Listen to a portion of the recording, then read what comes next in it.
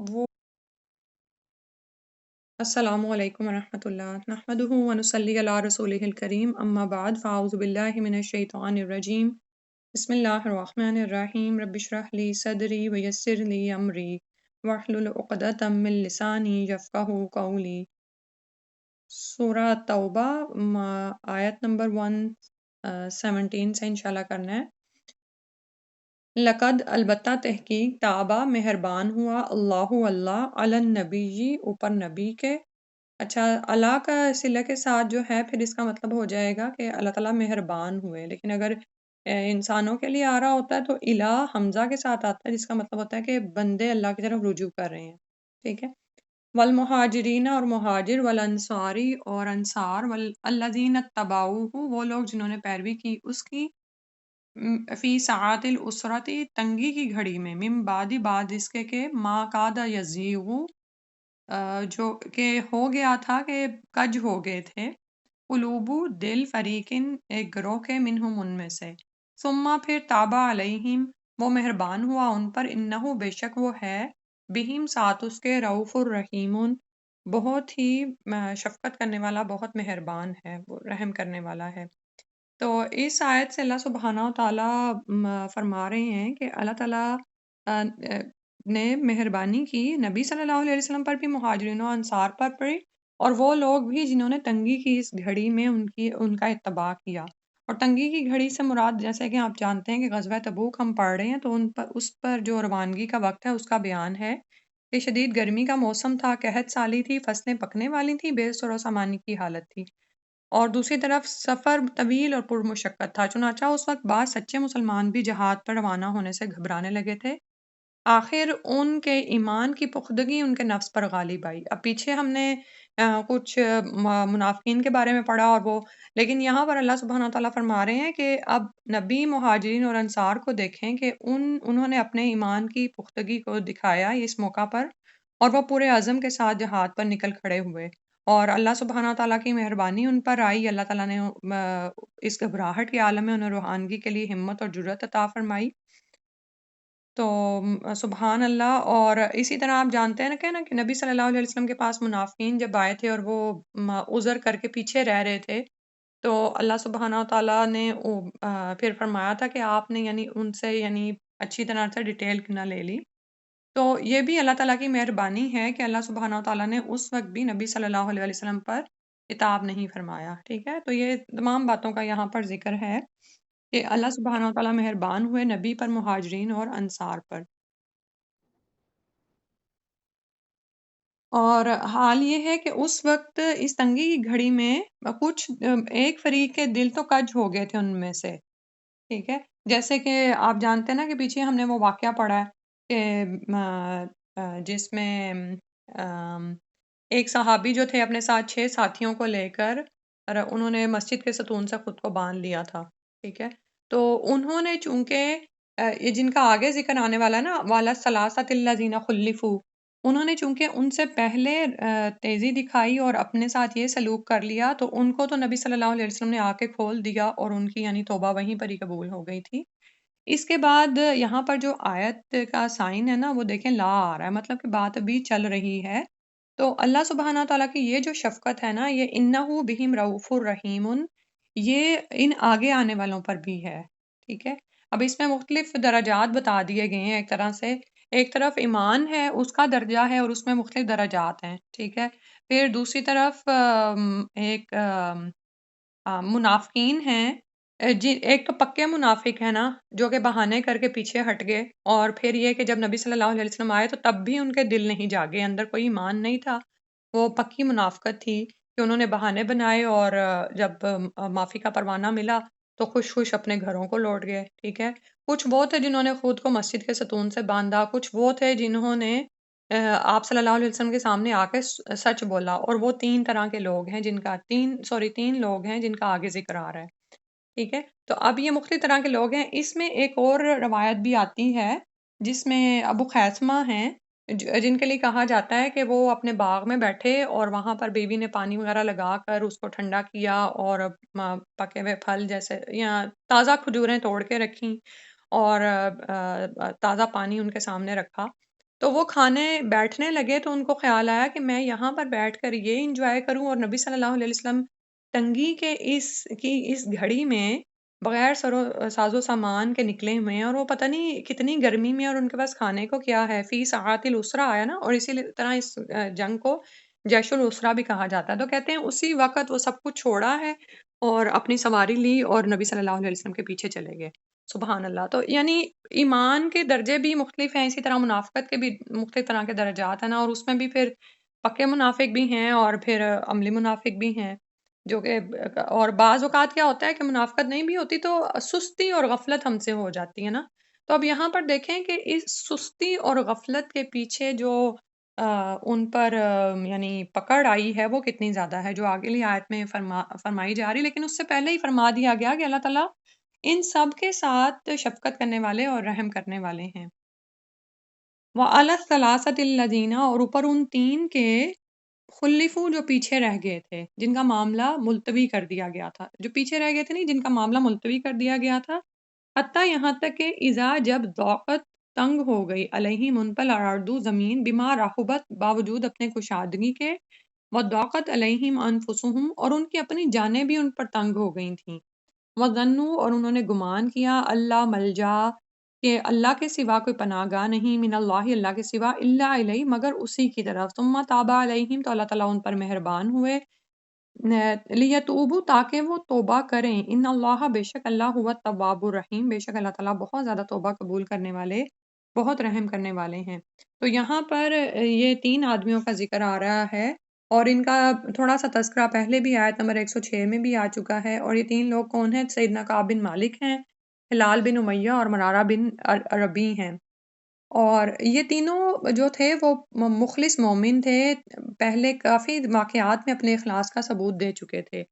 اور کعب بن مالک رضی اللہ عنہ تو ان صحابہ میں سے تھے جنہوں نے لیلۃ العقبہ میں آپ صلی اللہ علیہ وسلم سے بیعت کی تھی۔ اچھا، جس طرح سے ہمارے ہاں ہوتا ہے نا کہ اچھا وہ شخص وہ جس نے فلاں کارنامے میں شرکت کی تھی، بالکل اس طرح، ٹھیک ہے؟ جیسے آج اگر آپ ہسٹری پڑھنا شروع کریں بیک ہوم پاکستان کی یا جو بھی، تو آپ کہیں گے اچھا وہ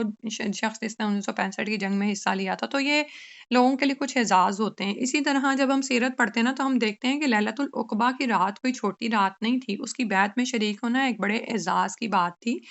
تو کعب بن مالک اس میں شریک ہوئے تھے، اور کعب بن مالک اگرچہ کہ غزوہ بدر میں شریک نہیں ہو سکے تھے، جس طرح لیلۃ العقبہ ہے نا اسی طرح غزوہ بدر کی بھی بہت اہمیت ہے، ٹھیک ہے؟ اتنی زیادہ کہ بدر کے مجاہد کا جب ذکر آتا ہے تو یعنی اس کی ایک الگ ہی شان ہوتی ہے، ٹھیک ہے؟ تو کعب بن مالک لیلۃ العقبہ میں تو شریک تھے لیکن بدر میں شریک نہیں ہو سکے تھے، تو بہت سی احادیث میں ان کا قصہ خود انہی سے مروی ہے۔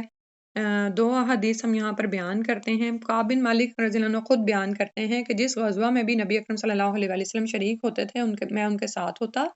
بجوز 2 لڑائیوں کے، ایک غزوہ اسرا یعنی جنگ تبوک اور دوسری غزوہ بدر۔ جنگ تبوک کے موقع پر میں نے پکی نیت کر لی کہ جب آپ چاشت کے وقت مدینہ تشریف لائیں گے تو آپ صلی اللہ علیہ وسلم سے سچ سچ کہہ دوں گا،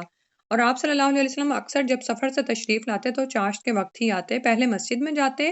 اور 2 رکعت نماز ادا کیا کرتے۔ جب میں نے آپ صلی اللہ علیہ وسلم کو سچ سچ بات بتلا دی تو آپ صلی اللہ علیہ وسلم نے صحابہ کرام کو مجھ سے اور میرے جیسے 2 ساتھیوں یعنی ہلال بن امیہ اور مرارہ بن ربیع سے بات چیت کرنے سے منع کر دیا۔ ہم 3 آدمیوں کے سوا جو لوگ پیچھے رہ گئے تھے اور جھوٹے عذر پیش کر رہے تھے ان کے لیے حکم نہیں دیا۔ اب صحابہ نے ہم سے بات چیت کرنا چھوڑ دی، اس حال میں زندگی مجھ پر دوبھر ہو گئی۔ اچھا، باقی روایات سے جب ہم دیکھتے ہیں نا تو ہمیں پتہ چلتا ہے کہ جب کعب بن مالک نے سچ بولنے کا ارادہ کیا ہے اور وہ سچ بول کے باہر نکلے ہیں نا تو ان کے اپنے ہی لوگ کہنے لگے کہ کمال ہے، تم نے ایسا کیوں نہ کیا کہ تم بھی جھوٹ بول کے تو کچھ عذر بنا کے تو معافی تلافی کرا لیتے جیسے باقیوں نے کیا، یعنی منافقین کی طرف اشارہ تھا۔ تو اتنے میں کعب بن مالک کہتے ہیں کہ مجھے پتا چلا کہ یعنی انہوں نے پوچھا کہ کوئی میرے جیسا بھی ہے، یا انہیں بتایا گیا کہ 2 لوگ ہیں جنہوں نے آپ کی طرح سچ بولا ہے، تو کہتے ہیں پھر میں اپنی حالت پر جم گیا۔ اس سے ہمیں یہ بات سمجھ آتی ہے کہ بعض اوقات کیا ہوتا ہے کہ بہت سارے لوگ ایک ہی چیز پہ جو کام کر رہے ہوتے ہیں نا، وہ اگر غلط کام ہے تو ہم بھی اسی اکثریت کی طرف کھنچ جاتے ہیں، لیکن اگر جب ہم دین پر قائم ہونا چاہتے ہیں اور ہم اپنے سے اوپر کسی کو دیکھتے ہیں نا کہ اچھا فلاں بھی تو دین پر جمع ہوا ہے نا، تو یہ چیز ہمیں تقویت دیتی ہے، ٹھیک ہے؟ تو اسی لیے اگر ہماری صحبت اچھی ہے نا تو آپ دیکھیں گے کہ دین پر عمل بھی یہ چیز آسان کر دیتی ہے نا، یعنی نیک لوگوں کی صحبت ہونا یہ آپ کے لیے دین پر عمل کرنا آسان کر دیتا ہے۔ تو کعب بن مالک اپنے سچ پر قائم ہو گئے، ٹھیک ہے؟ کعب بن مالک کہتے ہیں مجھے بڑی فکر یہ تھی کہ اگر میں اسی حال میں مر گیا تو آپ صلی اللہ علیہ وسلم میرے جنازے پر نماز بھی نہیں پڑھیں گے، یا خدا نخواستہ آپ صلی اللہ علیہ وسلم کی وفات ہو جائے تو میں ساری عمر اسی مصیبت میں مبتلا رہوں گا، نہ مجھ سے کوئی بات چیت کرے گا، اور اگر مر گیا تو کوئی نماز بھی نہ پڑھے گا۔ آخر 50 دن گزرنے کے بعد اللہ تعالیٰ نے ہماری معافی کا حکم رسول صلی اللہ علیہ وسلم پر اتارا، اور یہاں پر یہ ایک اور جگہ سے ہمیں پتہ چلتا ہے کہ 40 دن کے بعد ان کو کہا گیا کہ اپنی بیویوں سے بھی دور ہو جائیں۔ انہوں نے پوچھا کہ کیا ہم ان کو طلاق دے دیں؟ تو انہوں نے کہا نہیں، طلاق نہیں دیں، لیکن ان سے علیحدہ ہو جائیں، ٹھیک ہے؟ تو اس کے بعد 50 دن گزرنے کے بعد اللہ سبحانہ تعالیٰ کی طرف سے معافی کا حکم آتا ہے۔ اس وقت تہائی رات باقی تھی اور آپ صلی اللہ علیہ وسلم ام المومنین ام سلمہ کے گھر میں تھے۔ ام سلمہ میری بھلائی کی فکر میں تھی اور میری مدد کرنا چاہتی تھیں۔ آپ صلی اللہ علیہ وسلم نے ام سلمہ رضی اللہ عنہا سے کہا ام سلمہ، کعب بن مالک کی توبہ قبول ہوگی۔ تو انہوں نے کہا میں کعب کو مبارکباد کہلا بھیجوں؟ آپ صلی اللہ علیہ وسلم نے فرمایا لوگ ہجوم کر آئیں گے اور تمہاری نیند خراب کر دیں گے۔ پھر جب آپ، کیونکہ اس سے یہ پتہ چلتا ہے کہ صحابہ اللہ اور اس کے رسول کے حکم کی وجہ سے آپ سے بائیکاٹ کیے ہوئے تھے، ادروائز ظاہر ہے دل تو ان کے بھی اسی بات پر تھے کہ اللہ کی طرف سے کوئی حکم نازل ہو اور کوئی خبر ملے۔ پھر جب آپ صلی اللہ علیہ وسلم نے صبح کی نماز پڑھی تو لوگوں کو ہماری توبہ قبول ہونے کی خبر دی، اور آپ صلی اللہ علیہ وسلم کو جب بھی کوئی اچھی خبر ملتی تو آپ صلی اللہ علیہ وسلم کا چہرہ یوں چمکنے لگتا جیسے چاند کا ٹکڑا ہے۔ ہم 3 آدمیوں کے لیے جن کا معاملہ التوا میں ڈال دیا گیا تھا تو اللہ تعالیٰ نے معافی کا حکم اتارا، اور باقی جن لوگوں نے جھوٹے بہانے تراشے تھے ان کا ذکر بری طرح کیا گیا۔ اتنا برا ذکر اللہ نے اور کسی کا نہیں کیا۔ فرمایا جب تم ان کے پاس واپس آؤ گے تو وہ آپ صلی اللہ علیہ وسلم کے سامنے معذرت شروع کر دیں گے، آپ ان سے کہہ دیجئے بہانے نہ بناؤ، ہم تمہاری باتوں پر یقین نہیں کریں گے کیونکہ اللہ نے ہمیں تمہارے حالات بتلا دیے ہیں، اور آئندہ بھی اللہ اور اس کا رسول تمہارے کام دیکھ لیں گے۔ یہاں تک کہ آخری آیت کا آخری حصہ آتا ہے نا، آیت نمبر 94 کا جو ہم پیچھے پڑھ رہے ہیں، یہ بخاری کتاب و تفسیر کی حدیث میں نے آپ کے سامنے پڑھی۔ اس کے علاوہ اس کے بعد کعب بن مالک نے کیا کیا، سیدنا کعب بن مالک کی جب توبہ قبول ہوئی ہے تو کہنے لگے کہ میں اپنی توبہ کے قبول ہونے کی شکریہ میں اپنے سارا مال اللہ اور اس کے رسول کی رضا کے لیے صدقہ کرتا ہوں۔ تو آپ صلی اللہ علیہ وسلم نے فرمایا نہیں، تھوڑا سا مال اپنے لیے بھی رکھ لو، یہ تمہارے لیے بہتر ہے۔ اور مختلف روایات سے ہمیں یہ پورا قصہ پتہ چلتا ہے، بہت ہی خوبصورت ہے اور اس میں ہمارے لیے سیکھنے کی بہت ساری باتیں ہیں۔ ساتھ ساتھ آپ یہ دیکھیں کہ آیت کو بھی سامنے رکھیں کہ حتیٰ اذا ضاقت علیہم الارض بما رحبت، یعنی جب سوشل بائیکاٹ کا حکم دیا گیا ہے تو آپ امیجن کریں خود کو ایک ایسے معاشرے میں جہاں پر کوئی آپ سے بات نہیں کر رہا، ٹھیک ہے، اور آپ ایمان کے اعلیٰ درجے پر ہیں، یعنی اعلیٰ درجے پر تو نہیں، یعنی ایمان آپ کے اندر ہے اور یہ چیز آپ کے لیے بڑی قلق کا باعث بنے کہ نبی ہی آپ سے بات نہیں کر رہا صلی اللہ علیہ وسلم، اور نبی کے حکم پر تمام صحابہ کرام بھی اسی طرح اس پر قائم ہیں، حتیٰ کہ یہ اپنے کسی چچا زاد کے باغ میں اترے اور ان سے پوچھنے لگے نا کہ بتاؤ سچ سچ کہ تمہیں میں کیسا لگتا ہوں نا، اس طرح مجھے مفہوم یاد رہ گیا۔ تو انہوں نے جواب ہی نہیں دیا اور کہا بھی تو یہی کہا کہ اللہ و رسولہ عالم، کہ اللہ اور اس کا رسول ہی جانتے ہیں کہ اس یعنی کیا معاملہ ہے نا، یعنی صحابہ کرام اس میں اپنی رائے بھی پیش نہیں کر رہے تھے، کچھ بھی نہیں کہہ رہے تھے، بس جب اللہ اور اس کے رسول کی طرف سے حکم آ گیا کہ بائیکاٹ کرنا ہے تو مکمل بائیکاٹ چل رہا تھا، نہ کوئی ان کے ساتھ سلام کرتا تھا، نہ ان کے اسلام کا کوئی جواب دیتا تھا۔ یہ فرماتے ہیں کہ میں مسجد، اچھا باقی جو 2 صحابہ تھے وہ تو گھر بیٹھ گئے، کعب بن مالک کہتے ہیں کہ میں تو مسجد جایا کرتا تھا اور میں پھر کہتے ہیں میں نبی صلی اللہ علیہ وسلم کی طرف دیکھتا تو وہ مجھے نہیں دیکھتے تھے، لیکن جب میں نماز میں ہوتا تو مجھے لگتا کہ آپ صلی اللہ علیہ وسلم مجھے دیکھ رہے ہیں، ٹھیک ہے۔ تو یعنی اور پھر یہ کہ جب 40 دن گزرے ہیں، جانیں تنگ پڑ گئی ان کی اپنی ہی ان پر، تو بیویوں سے بھی علیحدہ ہونے کا حکم دے دیا گیا۔ تو آپ یعنی امیجن کریں ایک ایسے شخص کا پسماندہ حال جو ہو جائے کہ جس سے کوئی انسان بات ہی نہیں کر رہا، اور پھر جیسے انہوں نے خود بتایا کہ ڈر ان کو یہ تھا کہ اگر میں فوت ہو گیا یا خدا نخواستہ رسول صلی اللہ علیہ وسلم ہی فوت ہو گئے تو میری توبہ کا کیا بنے گا، میرا کیا حال ہوگا۔ اور پھر یہ کہ کچھ اور واقعات ہم پڑھتے ہیں جس سے ہمیں پتہ چلتا ہے کہ آزمائش صرف یہیں تک نہیں رہی، جب وہ ایک سچ پر قائم ہوئے ہیں نا تو مزید ہلائے گئے۔ سیدنا کعب فرماتے ہیں کہ جن دنوں میرے ساتھ صحابہ کی گفتگو بند کی گئی تھی انہی دنوں میں شام کے عیسائیوں میں سے مجھے ایک شخص ملا اور اس نے شاہ غسان کا حریر میں لپٹا ہوا خط مجھے دیا۔ اس خط میں لکھا تھا کہ ہم نے سنا ہے کہ تمہارے صاحب نے تم پر تشدد کیا ہے، یعنی یہ جو بھی آ، جذباتی اس کی طرف اشارہ نا، ایموشنل جو ہوا ہے آپ کے ساتھ، تم ایسے حقیر آدمی نہیں جسے ضائع کیا جائے، اگر تم ہمارے پاس آ جاؤ تو ہم تمہاری پوری پوری قدر کریں گے۔ میں نے یہ خط پڑھ کر سمجھ لیا کہ ایک اور آزمائش مجھ پر نازل ہوئی ہے، چنانچہ میں نے اس خط کو فوراً چولہے میں جھونک دیا۔ آپ امیجن کریں کہ ایمان کی حالت ہے کہ فوراً پہچان گئے کہ یہ آزمائش ہے۔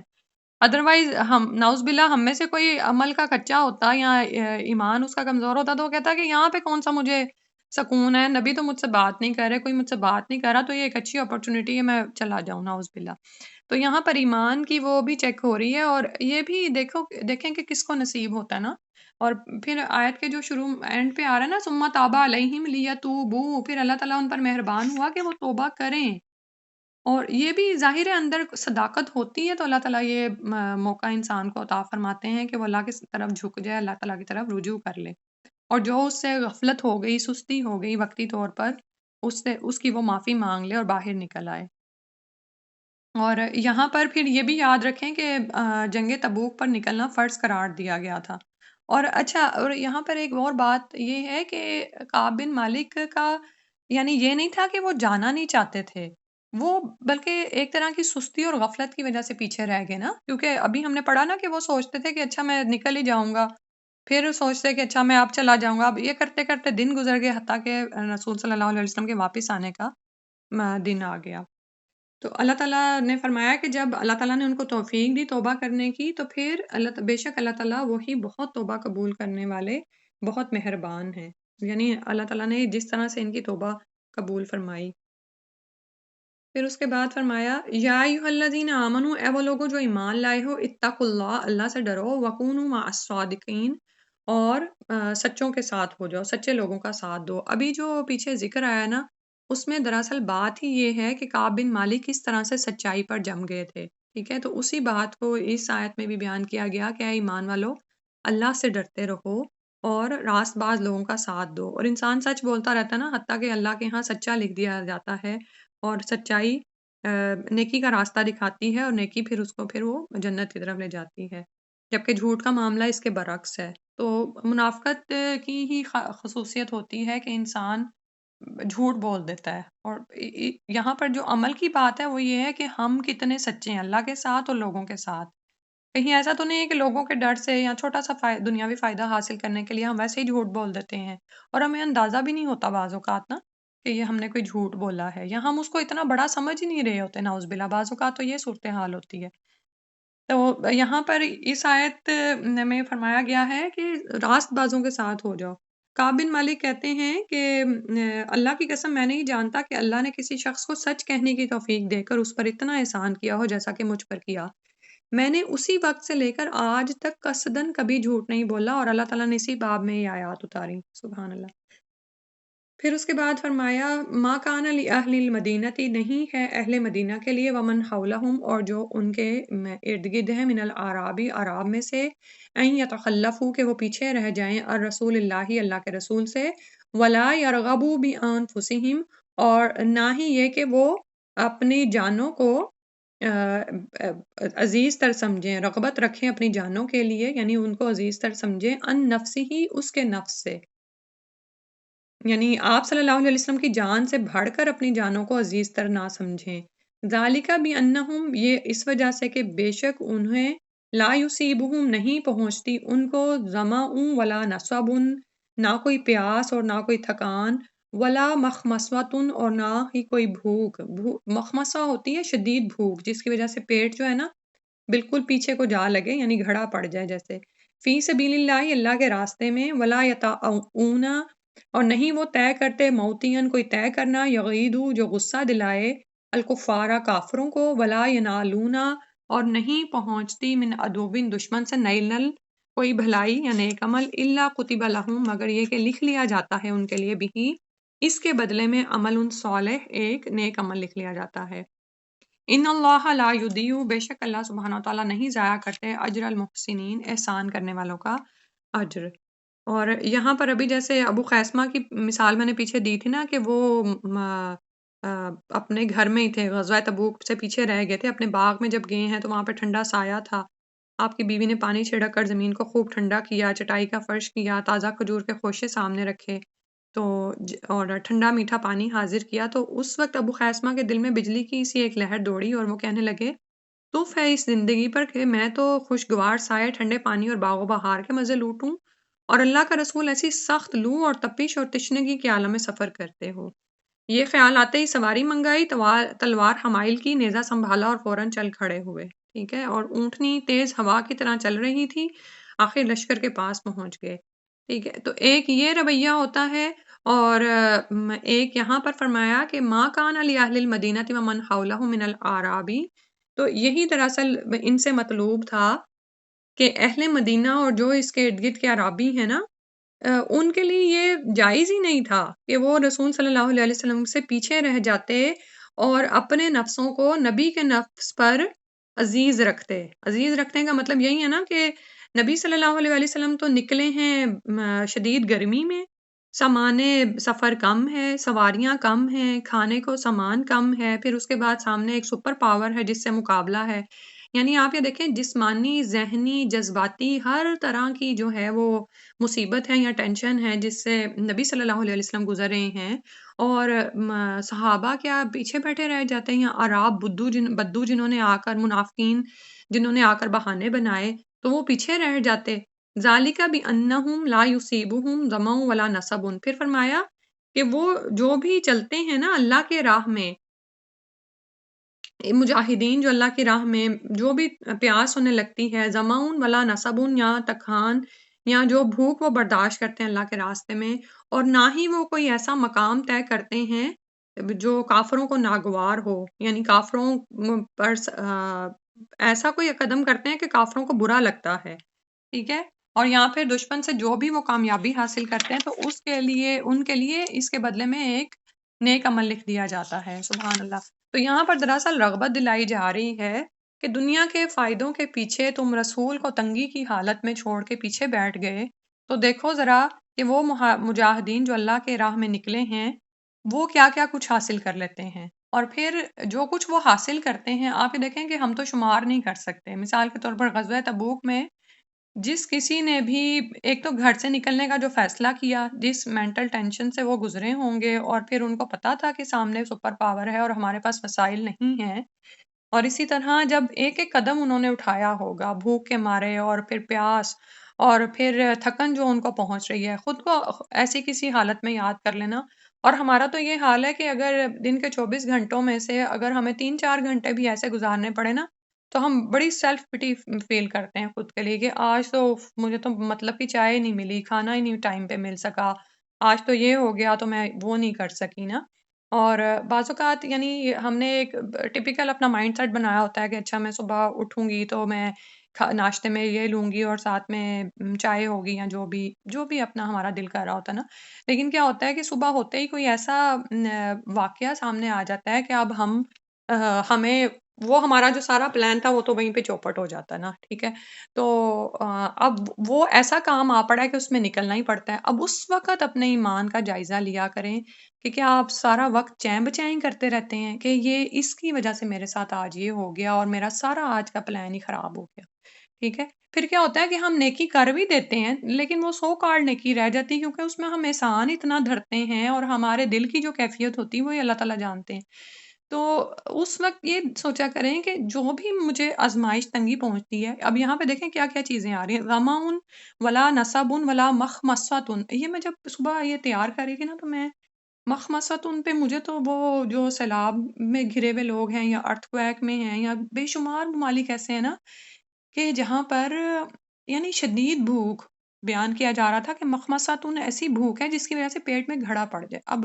میں کہتی ہوں ہمیں تو کبھی ایسی حالت آتی نہیں ہے، الحمدللہ کتنا احسان ہے، اور اس کے باوجود بھی ہم ہر لقمے پر الحمدللہ نہیں نکلتا۔ بعض اوقات تو برا کھانا کھا کے بھی ہم باتیں کر کے اٹھ جاتے ہیں اور اللہ کا شکر نہیں ادا کرتے ہیں، یعنی ایک روٹین میں ہے نا، روٹین میں مل رہا ہے تو کبھی قدر ہی نہیں اس طرح سے آتی ہے۔ رمضان میں بھی اتنی نعمتیں سامنے ہوتی ہیں کہ وہ سحری کھائی، آرام سے سارا دن گزرا اور رات کو روزہ افطار کر لیا، اس کا بھی کچھ پتہ نہیں چلا۔ اللہ سبحانہ و تعالیٰ ہمارے حالوں پر رحم فرما دے۔ لیکن یہ ہے کہ اللہ سے عافیت ہی مانگنی چاہیے، لیکن انسان اللہ کا شکر گزار تو بنے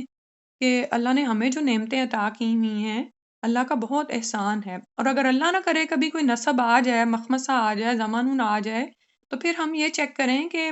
ہم کتنے پانی میں ہیں، ہمارا کیا حال ہے۔ جیسے ابھی میں کہہ رہی تھی نا کہ جو بھی مصیبت آتی ہے نا اللہ ہی کی طرف سے آتی ہے، جو بھی ہوتا ہے اللہ کی طرف سے ہوتا ہے، لیکن ہمیں کیا ہوتا ہے کہ ہمیں تو وہ سامنے والا نظر آ رہا ہوتا ہے نا جس کی وجہ سے مصیبت آئی ہے، ٹھیک ہے؟ مثلاً آپ کچن میں کام کر رہے تھے، کام آپ کا ختم ہونے والا تھا، اتنے میں بچہ آیا باہر سے، اس نے گلاس بھی توڑا اور پانی بھی گرا دیا، میس ہوگا، پورا سب کچھ صفائی بھی کرنی پڑے گی، وقت بھی لگے گا، جان بھی مارنی پڑے گی، اور جو بھی ضائع بھی ہوا، مال بھی ضائع ہوا۔ تو اس وقت پھر ہمارے برداشت کا امتحان ہوتا ہے نا کہ بھئی بچے نے جان بوجھ کے تو نہیں کیا، اس سے بھی یہ غلطی ہوئی ہے۔ تو پھر ہم اپنے ایمان کو چیک کیا کریں کہ کیا صورتحال ہے۔ اور جب بھی آپ کسی ایسی حالت سے گزرے نا کہ آپ ایک روٹین کے معاملات میں چل رہے تھے، اب یہاں پر آپ یہ دیکھیں نا کہ صحابہ نے بھی جو اپنے حالات بیان کیے نا، کعب بن مالک کہہ رہے ہیں کہ فصلیں پکنے والی تھیں، پھل درختوں پہ لگے ہوئے تھے، ٹھنڈی خوشگوار ہوائیں اچھی لگتی تھیں، اور پانی کا اور وہ سارا کچھ، اور اس کے دوسری طرف سفر گرمی کا نکلنا اس پہ، اور پھر اسی طرح ابو قیسمہ جیسے کہتے ہیں، ٹھیک ہے؟ تو یعنی کہ ایک نارمل روٹین کے میٹرز چل رہے تھے کہ ایک دم سے مصیبت آ پڑی، ٹھیک ہے؟ کہ حکم ہو گیا کہ نکلو۔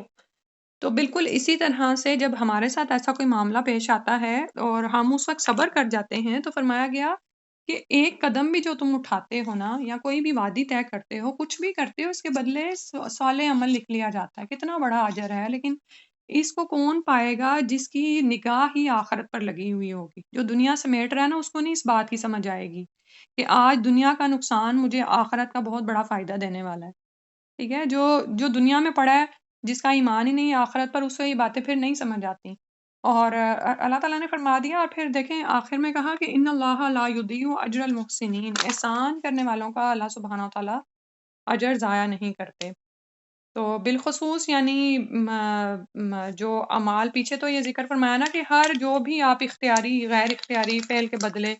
آپ کے لیے عمل صالح لکھا جا رہا ہوتا ہے، لیکن اس کے علاوہ بھی جو احسان کے درجے پر آپ جو بھی کام کر رہے ہوتے ہیں، اللہ تعالیٰ ان کا بھی جو ہے بہتر سے بہتر بدل اللہ ہی عطا فرمانے والا ہے۔ پھر اس کے بعد فرمایا ولا ينفقون، اور نہیں وہ خرچ کرتے، نفقتن کوئی خرچ کرنا، صغیرتن چھوٹا، ولا کبیرتن اور بڑا، ولا یقطعون اور نہیں وہ قطع کرتے یا طے کرتے، وادین کسی وادی کو، الا کتب لہم مگر یہ کہ ان کے لیے لکھ دیا جاتا ہے، لیجزیہم اللہ تاکہ جزا دے اللہ ان کو، احسن ما کانوا یعملون ان اعمال اچھے اعمال کا جو وہ عمل کر رہے تھے۔ یعنی جو بھی تھوڑا یا زیادہ خرچ کرتے ہیں، کوئی وعدی طے کرتے ہیں، تو یہ چیزیں ان کے حق میں لکھ دی جاتی ہیں تاکہ اللہ تعالیٰ انہیں ان کے اعمال کا بہترین صلہ عطا فرمائے جو وہ کرتے رہتے ہیں، ٹھیک ہے؟ یعنی باقاعدہ جو جس طرح پلان کر کے نکلتے ہیں اور جہاد فی سبیل اللہ کے لیے نکلتے ہیں، جو بھی زیادہ سفر ہے، سواری ہے، اسلحہ ہے، وہ خرچ کرتے ہیں، پھر جہاد کے لیے نکل کھڑے ہوتے ہیں، تو اللہ تعالیٰ ان کو ضرور ان کاموں کا بہتر صلہ عطا فرمائے گا۔ اور اب آپ یہاں پر یہ بھی دیکھ سکتے ہیں کہ خرچ کرنا یہاں پر تو جہاد فی سبیل اللہ کے لیے خاص طور پر آ رہا ہے نا، لیکن اسی طرح ہم بھی اپنی اپنی جگہ پر، کیونکہ نفس کے ساتھ تو جہاد ہر جگہ پر چل رہا ہے نا، تو جو بھی چھوٹا بڑا ہم خرچ کرتے ہیں، چاہے اپنی جان میں سے کچھ دے رہے ہیں، کوئی مال میں سے لگا رہے ہیں، یا اپنے کسی صلاحیت کی سے لگا رہے ہیں، ٹھیک ہے؟ یعنی کوئی بھی صلاحیت ہو سکتی ہے، کسی کو دنیا کا کچھ سکھا رہے ہیں کہ اس کی دنیا اچھی ہو جائے، اور آخرت کا کچھ سکھا رہے ہیں، جو بھی ہے، تو اللہ کے ہاں اس کا اجر لکھ دیا جاتا ہے۔ اور پھر یہاں پر بار بار احسان کی بات ہو رہی ہے، تو جیسے ابھی میں بتا رہی تھی نا کہ ہم روٹین کے معاملات میں چل رہے ہوتے ہیں نا، تو کوئی مصیبت، کوئی آفت آ جاتی ہے، اس وقت جو ہے نا، یہ جو احسان کرنا ہے نا، یہ یاد رکھیں۔ احسان کا معاملہ کیا ہوتا ہے کہ وہ جو کچھ آپ اپنے لیے پسند کرتے ہیں نا، وہی دوسروں کے لیے پسند کر کے وہ معاملہ کر دیں ان سے، ٹھیک ہے؟ تو یہ بات نا مجھے بھی احسان کی ڈیفینیشن بڑی لیٹ سمجھ آئی۔ پہلے ایک تو کہ اللہ کے ساتھ احسان ہے نا، اور ایک بندوں کے ساتھ۔ تو اب جیسے بھی میں نے مثال دی تھی نا کہ کچن میں آپ کے سارے معاملات یعنی کام ختم ہونے والے ہیں، اتنے میں بچہ آ کے پانی گرا دیتا ہے اور گلاس توڑ دیتا ہے، اب اس کی جگہ پہ خود کو رکھ لیں کہ اگر یہ عمل آپ سے سرزد ہو اور آپ کے سر پر کوئی باس کھڑا ہوا ہو اور آپ نے جان بوجھ کے تو نہیں کیا، آپ سے غلطی ہو گئی، تو آپ کیا چاہیں گے اپنے لیے؟ جی آپ شیئر کریں۔ کہ ڈانٹ نہیں پڑے، اگنور کر دیا جائے۔ ہاں ہاں، آپ کو معاف کر دیا جائے نا، تو بالکل یہی عمل یہی ہے احسن ما کانوا یعملون۔ اور یہ جو احسان کی بات ہے نا، یہ عموماً ہم پتہ کب بھولتے ہیں؟ آپ بتائیں کب ہم سے احسان مس ہوتا ہے؟ جب ہم سپیریئر ڈگری پر ہوتے ہیں، یعنی ہم اونچے یہ بھی ہوں اور ہم سے چھوٹے سے ہمارے سے کوئی غلطی ہو ہاں، نا، یہ بھی ہوتا ہے، اور پھر یہ کہ جب ہم پر کوئی مصیبت آ پڑے، تب تو سمجھیں کہ اخلاق ہمارا چیک ہونے والا ہوتا ہے۔ عام حالات میں ہم اچھا اخلاق پھر بھی برت لیں گے، لوگوں سے اچھی طرح مل لیں گے، بات کر لیں گے، مسکرا بھی لیں گے، لیکن ادھر کوئی مصیبت آتی، چاہے ہماری کوئی گھر کی کوئی تکلیف ہو، کوئی ذہنی پریشانی ہو، وہ ہماری باہر نکل رہی ہوتی ہے لوگوں پہ۔ یعنی کہ جیسے پتہ چل جاتا ہے لوگوں کو بھی کہ ہم لوگ گھر میں ہمارے ساتھ کچھ ہو گیا ہے۔ تو یہ احسان بھی واقعی بہت یعنی اپنے اوپر محنت کرنے والی بات ہے کہ کیا ہمارا اخلاق ایک جیسا رہتا ہے، اور کیا ہم اللہ کی تقدیر پر راضی ہیں کہ اس نے مجھے چاہے اچھے حال میں رکھا ہے یا برے حال میں، میرا عمل نہ خراب ہو۔ یعنی کہ میں یہ نہیں کہ مجھے اگر خامند نے میرے ساتھ کوئی زیادتی کر دی ہے تو اس کا بدلہ میں سارے دنیا سے لے رہی ہوں اور اس کے ساتھ بھی ناراض ہوں، اس سے بھی میرا منہ، اور عموماً آپ دیکھیں گے جوائنٹ فیملی سسٹمز میں لڑائیاں اسی وجہ سے آگے بڑھتی ہیں کہ جب خامند سے تعلقات خراب ہوتے ہیں تو خامند کے گھر والوں سے بھی یہی صورتحال چل رہی ہوتی۔ تو اس جگہ اس طرح پہ اس کو ذرا اس طرح ہم دیکھیں کہ ہم لوگ ایمان کے کس درجے پر ہیں، کہ اگر ہم پر کوئی مشکل تنگی کا وقت آ گیا ہے، تو خاص طور پر غزوہ تبوک کے حوالے سے ہم بات کر لیتے ہیں نا، تو ہمارا اخلاق ہمارے معاملات میں حسن ہے یا نہیں ہے، یا بالکل ہی وہ فارغ ہو جاتے ہیں۔ ٹھیک ہے، ابھی اتنا کرتے ہیں، پھر دوبارہ میٹنگ آن کر لیں گے۔